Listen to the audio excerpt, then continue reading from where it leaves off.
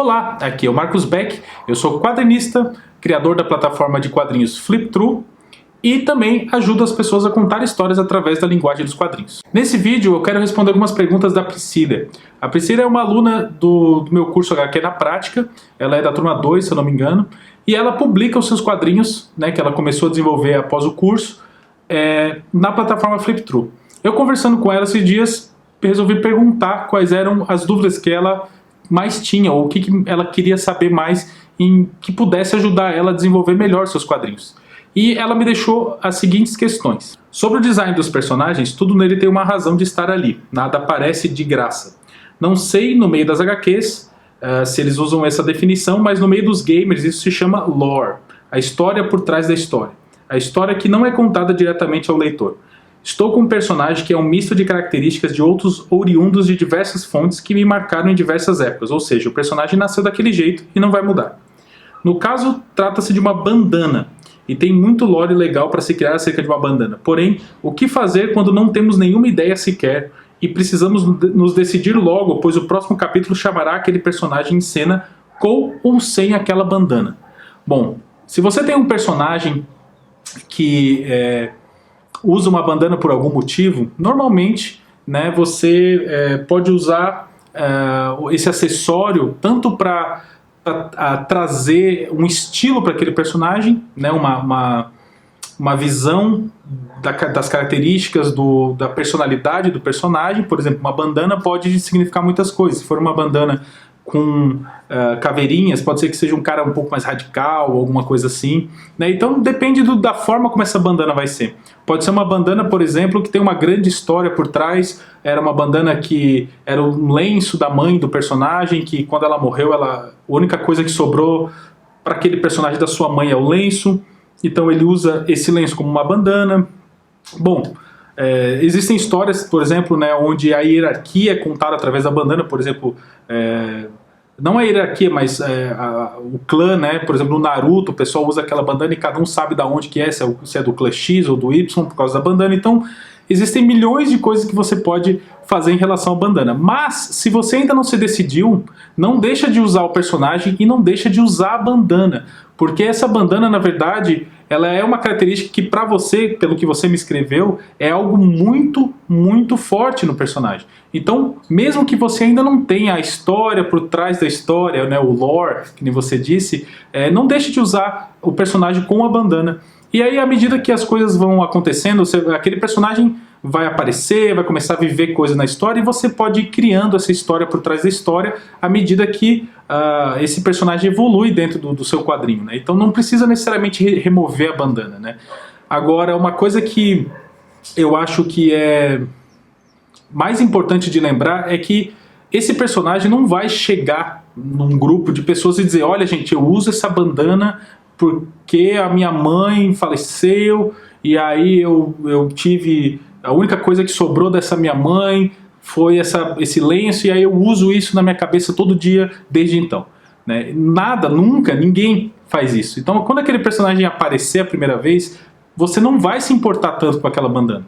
Ou melhor, as pessoas vão notar que ele usa bandana, mas vai ficar meio que um foreshadowing. As pessoas vão querer saber o porquê. Talvez você possa colocar aquela cena onde alguém vai brincar com a bandana dele e ele fica muito bravo, por exemplo, não quer que mexam com a bandana dele. Você pode experimentar fazer com que ele se encontre com alguém. Por exemplo, ele apareceu e teve uma briga, uma luta, alguma coisa assim, e depois eles vão sair para comemorar, por exemplo. Eles vão num bar tomar uma cerveja juntos. E aí alguém pergunta: e aí, qual é dessa bandana aí?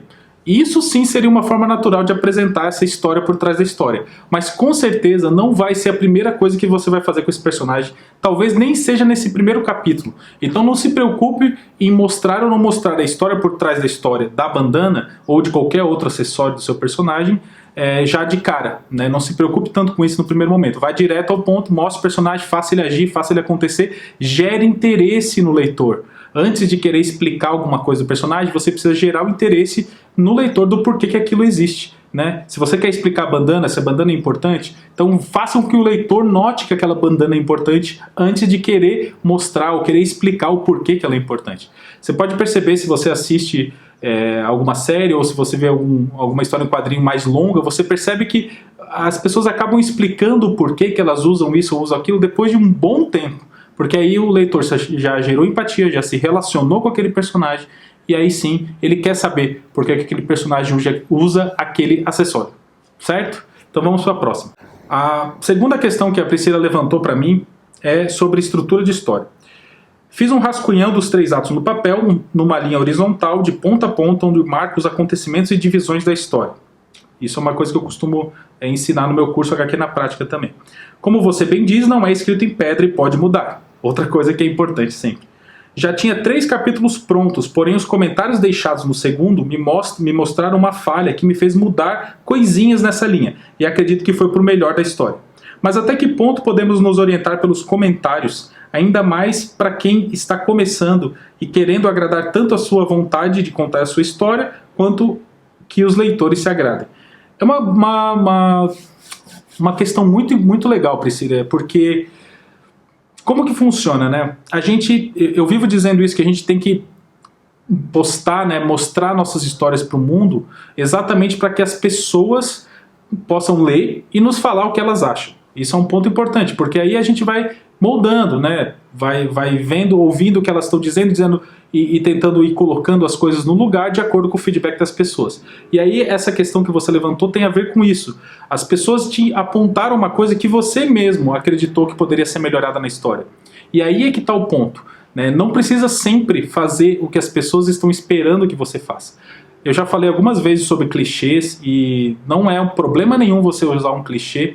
Na verdade, o clichê é uma ferramenta poderosa para você conquistar o leitor, né? Muita gente que está querendo ler uma história de terror vai querer alguns clichês do terror lá. Você pode inovar em cima dos clichês. Então, não necessariamente você tem que evitar desesperadamente o clichê, mas você pode sim usá-lo a seu favor, porque às vezes o leitor acertar aquilo que vai acontecer, ele diz, eu sabia que isso ia acontecer, que clichê, né? Às vezes isso é bom, isso gera um sentimento bom no leitor, não um sentimento ruim. Então, fazendo um balanceamento legal, você pode ter esse lado do clichê sim, como uma força positiva nas suas histórias.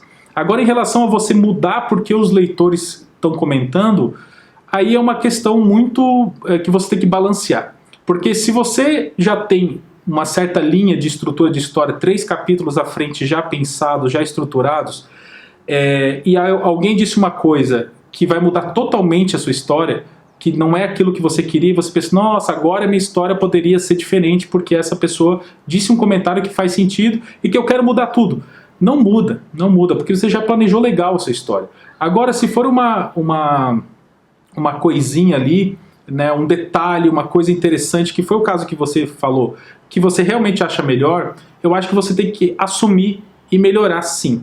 Né? Então existe um balanço entre as duas coisas, entre você ouvir os comentários dos leitores e melhorar a sua história, e você ter uma história bem definida que você já preparou foreshadowing lá atrás, você já deu aqueles pontinhos para dizer o que vai acontecer lá na frente, e aí você resolve mudar tudo. E aí você invalida tudo que você estava fazendo até agora, né, de preparação para os eventos futuros. Então tem que tomar um cuidado para balancear as duas coisas, né? Eu sempre vou ser a favor de você julgar o que é melhor para sua história. A primeira pessoa que você ainda está querendo agradar é você, como autor, né, como autora, no caso como quadrinista, e essa pessoa ainda vem em primeiro lugar. Claro, você quer conquistar uma base maior de leitores, então abra mais a sua mente para ouvir o que os leitores estão falando, e eu acho que o que você fez de realmente se abrir, né, de notar, de ler os comentários e notar uma melhoria que você podia fazer, é o que todos nós temos que fazer. Mas sempre tome cuidado para não fazer com que a sua história simplesmente saia dos eixos porque você quer seguir os comentários das pessoas que estão lendo a sua história. Bom, e aí a terceira questão que ela levantou, eu vou ler para vocês agora. Li recentemente algo sobre a primeira impressão, entre aspas, que o design de um personagem vai ter numa pessoa. Isso é lá no início, quando você está criando o personagem. Talvez numa mentoria, onde for, pegar os personagens de outros autores e falar sobre o que evoca as características visuais dos mesmos. Assim os autores saberão se estão seguindo o caminho certo ou até inspirá-los a outros caminhos.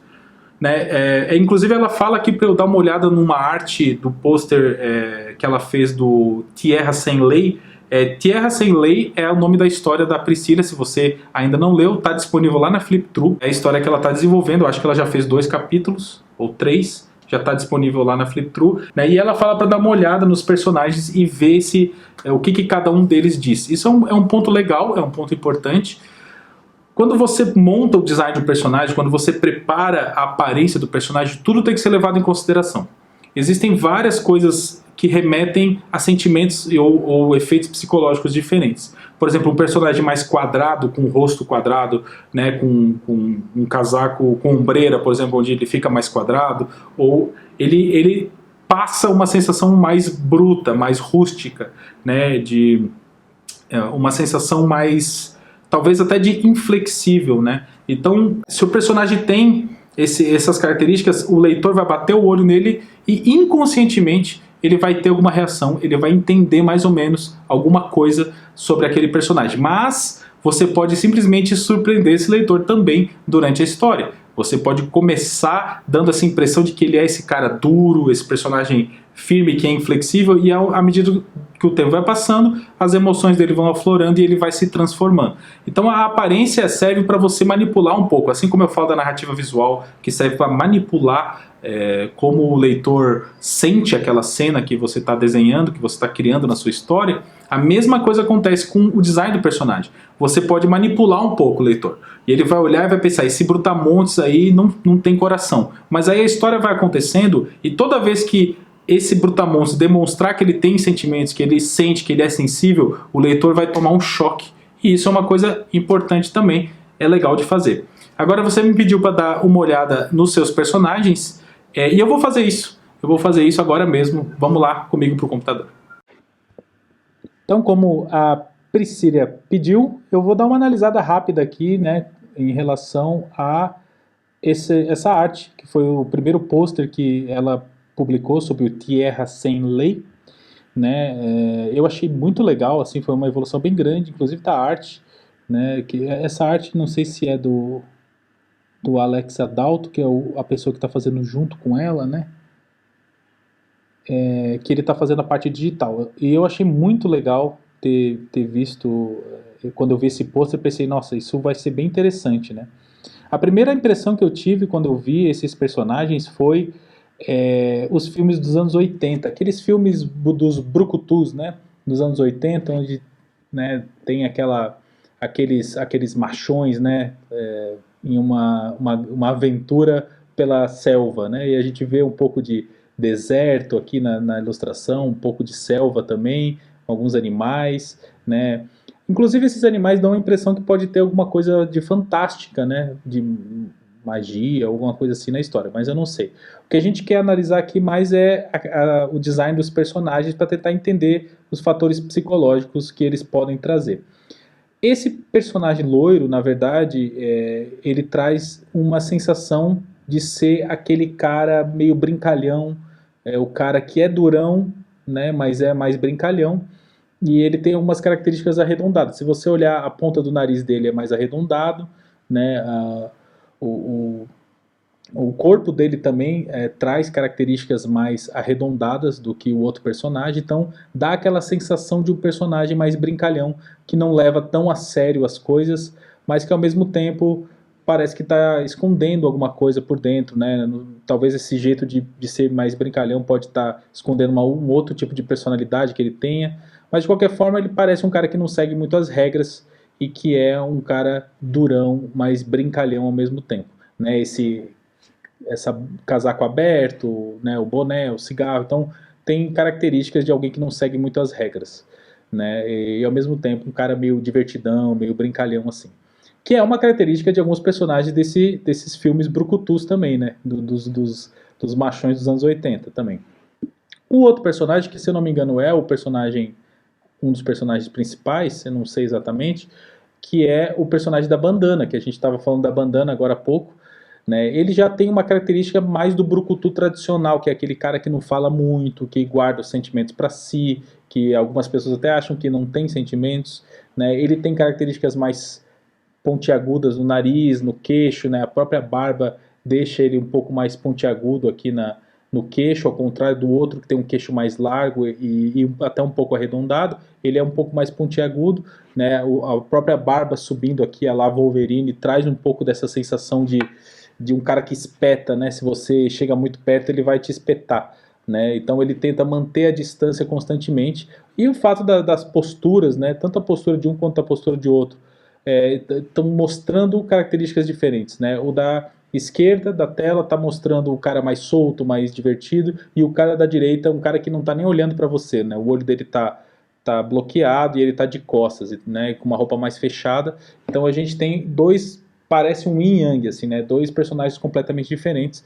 Um passando a sensação de não chegue perto de mim através das linhas pontiagudas, né? E o outro através das linhas arredondadas, aquela coisa mais social, mais divertidona.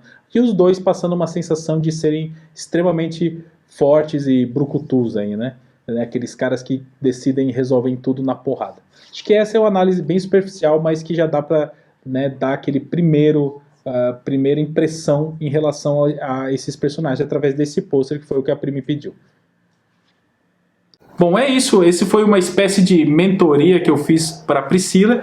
E eu tô abrindo, na verdade, vagas para fazer uma mentoria gratuita para o pessoal que está lá no meu grupo do Telegram, né? Eu abri uma ficha de inscrição lá e todo mundo está colocando as suas histórias, falando um pouquinho sobre as histórias, e eu vou começar a escolher algumas pessoas para fazer uma mentoria ao vivo, né? Então a gente vai fazer online mesmo, conversando um com o outro, e depois as mentorias vão vir aqui para o canal para a gente poder espalhar um pouco mais do que a gente está falando para as outras pessoas aprenderem também. Então eu acho que vai ser uma experiência super legal, é um projeto novo que eu estou fazendo, e se você tem interesse, entra lá no meu canal do Telegram, que eu só vou deixar disponível para quem para quem assume esse compromisso de entrar no meu canal do Telegram. O link está aqui embaixo na descrição e o canal é totalmente gratuito, já tem um monte de conteúdo lá se você se interessar também. E aí você tem que entrar no canal e preencher essa ficha de interesse aí para participar da mentoria gratuita que eu vou dar online. Lembrando que as mentorias vão vir aqui para o canal, então de preferência eu vou querer fazer ela ao vivo e gravar, né, a nossa interação para poder ajudar outras pessoas também que estão passando pelas mesmas questões que você, que vai participar da mentoria, também está passando. Então eu quero agradecer por você ter assistido esse vídeo até aqui.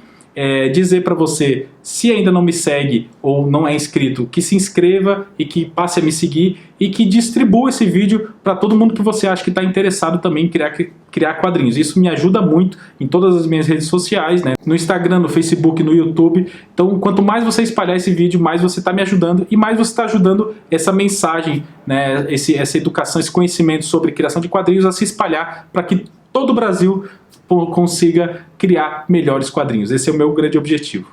Então, mais uma vez, muito obrigado por assistir até aqui e até a próxima.